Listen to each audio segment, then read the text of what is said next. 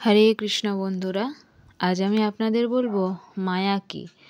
মায়ার স্বরূপ ব্যাখ্যা করতে গিয়ে ভগবান শ্রীকৃষ্ণ গীতায় বলেছেন, দৈবী হস্যা গুণময়ী মম মায়া দুরাত্মায়া মামেব যে প্রপদ্যন্তে মায়ামেত্যন্তরস্তিতে। শ্রীমদ্ ভগবদ্গীতায় 7-14 অধ্যায়।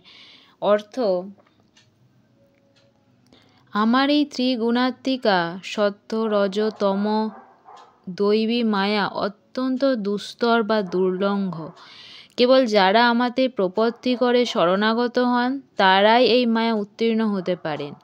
নারদ মুনি একবার এই মায়া স্বচক্ষে দেখার ইচ্ছা প্রকাশ করেছিলেন। নারদের মায়া দর্শন ও জলতৃষ্ণা। একদা দেবর্ষি নারদ বৈকুণ্ঠে ভগবান বিষ্ণুর কাছে গিয়ে করজোড়ে বললেন, প্রভু, আমি বেদ বেদান্ত সব পাঠ করেছি, কিন্তু আপনার এই মায়াতত্ত্বটি আমি কিছুতেই বুঝতে পারছি না। দয়া করে আমাকে আপনার মায়া দেখান। ভগবান বিষ্ণু মুচকি হেসে বললেন, নারদ, মায়া বড় ভয়ানক, তা দেখে কাজ নেই। কিন্তু নারদ নাছোড়বান্দা।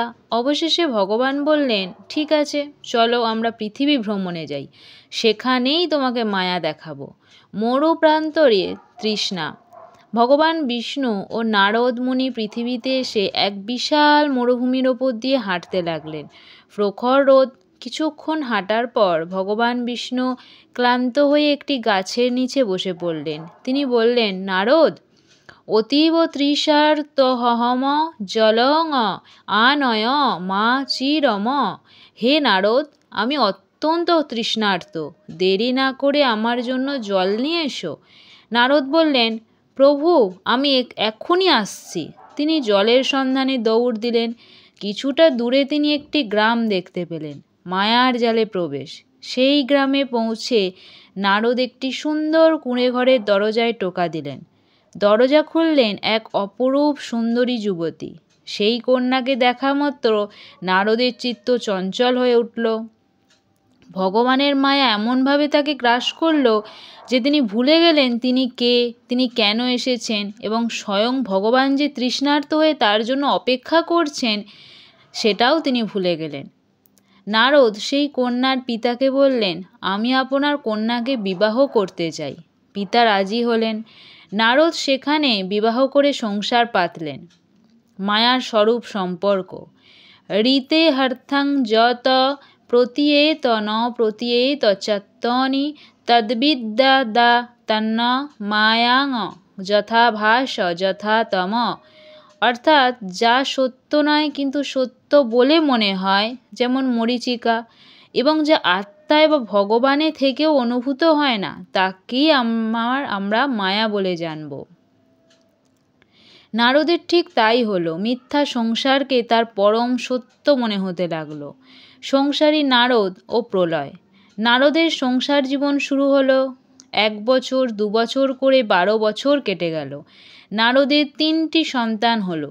শ্বশুর মারা যাওয়ার পর তিনি সেই সম্পত্তির মালিক হলেন। জমি জমা, নাতি নাতনি, সুখের সংসারে নারদ মুনি পরম আনন্দে দিন কাটাতে লাগলেন। তিনি ভুলেই গেলেন যে তিনি দেবর্ষি নারদ। হঠাৎ একদিন সেই দেশে এক প্রলয়ঙ্কর বন্যা এলো। মুষলধারে বৃষ্টি আর নদীর বাঁধ ভাঙা জলে গ্রাম ভেসে যেতে লাগলো। নারদ প্রাণপণে তার স্ত্রী, সন্তান ও নাতি নাতনিদের হাত ধরে নিরাপদ আশ্রয়ের দিকে ছুটলেন। কিন্তু স্রোতের বেগ ছিল প্রবল। চোখের সামনে তার হাত ফসকে ছোট ছেলেটি ভেসে গেল। নারদ আর্তনাদ করে উঠলেন। এরপর তার স্ত্রী এবং অন্য সন্তানরাও ঢেউয়ের তোড়ে ভেসে গেল। নারদ মুনি একা কোনো ক্রমে একটি উঁচু ডাঙায় ছিটকে পড়লেন। পরিবার হারিয়ে তিনি বুক চাপড়ে কাঁদতে কাঁদতে বললেন, হায়, আমার সব শেষ হয়ে গেল, হে ঈশ্বর, আমায় রক্ষা করো। মায়াভঙ্গ। নারদ যখন মাটিতে মাথা কুটে কাঁদছেন, ঠিক তখনই পেছন থেকে এক গম্ভীর ও সুপরিচিত কণ্ঠস্বর ভেসে এলো, বৎস নারদ, ক গতহসি জলং দেহি পিপাসিতা। বৎস নারদ, কোথায় গেলে তুমি? আমি পিপাসিত, আমাকে জল দাও। চমকে উঠলেন নারদ। তিনি চোখ মেলে তাকালেন। কোথায় সেই বন্যা, কোথায় সেই গ্রাম, কোথায় তার 12 বছরের সংসার? তিনি দেখলেন তিনি সেই মরুপ্রান্তরের মাঝখানে দাঁড়িয়ে আছেন। তার হাতে জলের ঘটি, আর সামনে গাছের নিচে ভগবান বিষ্ণু মুচকি হাসছেন। নারদ তোতালামি করে বললেন, প্রভু এসব কি? আমি তো 12 বছর সংসার করলাম, আমার স্ত্রী পুত্র সব ভেসে গেল। ভগবান বিষ্ণু হেসে বললেন, এসা মে ভুবন মোহিনী মায়া, এটাই আমার ভুবন মোহিনী মায়া নারদমুনি। ভগবান বোঝালেন, নারদ তুমি মাত্র 8 ঘন্টা আগে জল আনতে গিয়েছিলে, কিন্তু মায়ার প্রভাবে সে 8 ঘন্টাকেই তোমার 1 যুগ 12 বছর বলে মনে হয়েছে। তুমি আমাকে ভুলে আমার সংসার, আমার স্ত্রী বলে মিথ্যা বস্তুতে আসক্ত হয়েছিলে, এটাই হলো মায়া। নারদমুনি তখন লজ্জায় ও বিস্ময়ে ভগবানের চরণে লুটিয়ে পড়লেন এবং স্তব করতে লাগলেন।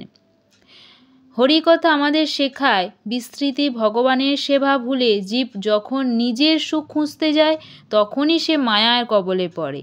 কাল বা সময়, জাগতিক সময় এবং সুখ দুঃখ সবই আপেক্ষিক এবং স্বপ্নের মতো ক্ষণস্থায়ী। আসক্তি যাকে আমরা আমার মনে করি তা মুহূর্তেই হারিয়ে যেতে পারে। একমাত্র ভগবানের চরণই হলো শাশ্বত সত্য। হরে কৃষ্ণ। রাধে রাধে।